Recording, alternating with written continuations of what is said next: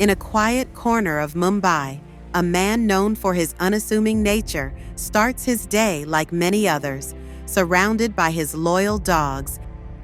Ratan Tata, once the head of one of India's largest and most influential conglomerates, has lived a life rooted in simplicity, despite being at the helm of an empire that stretches across the globe.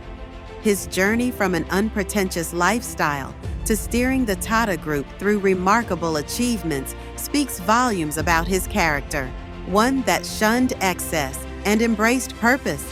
Ratan Tata's story is not one of high society soirees or palatial mansions. In fact, his home is a simple house in Colaba, far from the sprawling estates one might associate with someone of his stature. His mornings often begin quietly, with his dogs, each one adopted, not bred for status, by his side. In their unconditional loyalty, Tata finds the solace that most billionaires seek in yachts or private jets. One of the reasons for his unshakable humility was his love for simple things, especially his dogs. Amidst billion-dollar deals and boardroom meetings, Ratan Tata found peace in the company of his furry companions. His office at Bombay House, the Tata Group's headquarters, was home to several strays he had adopted. He once famously remarked that dogs are the only beings that love you more than they love themselves, reflecting his deep affection for them. They were a constant reminder of the simplicity and loyalty that mattered to him more than wealth or luxury. But there's another side to Ratan Tata's story, one that could easily belong in the annals of poetic justice.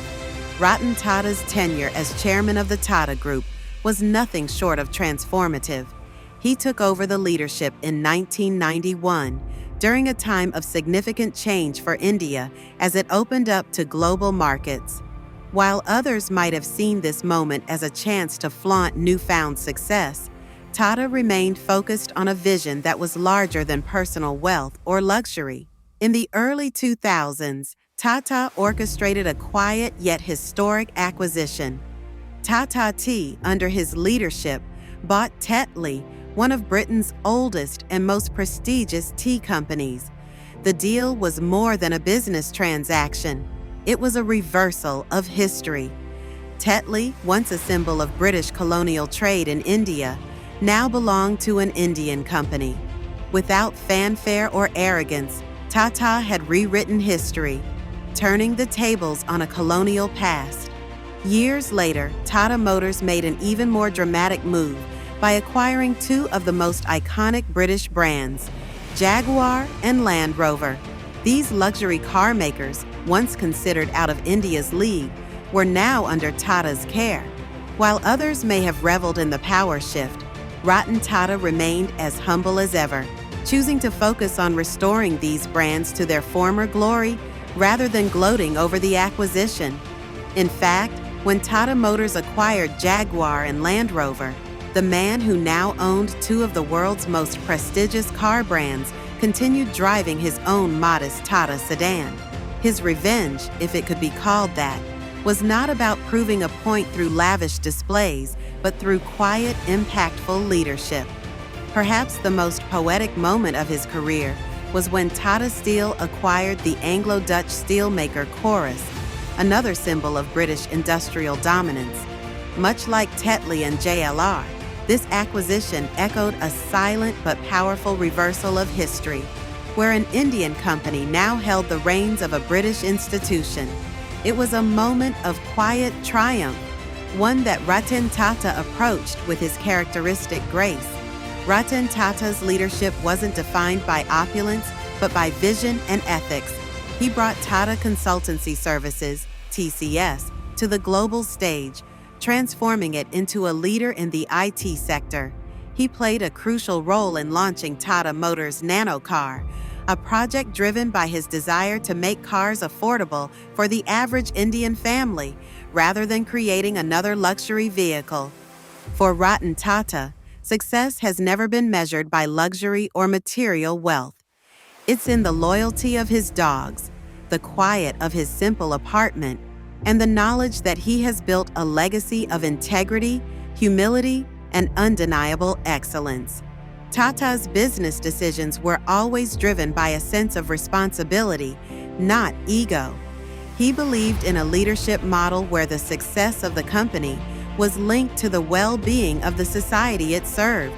His vision of business was never about personal gain, but about creating value for millions of people, whether through job creation, philanthropy, or improving the quality of life for communities.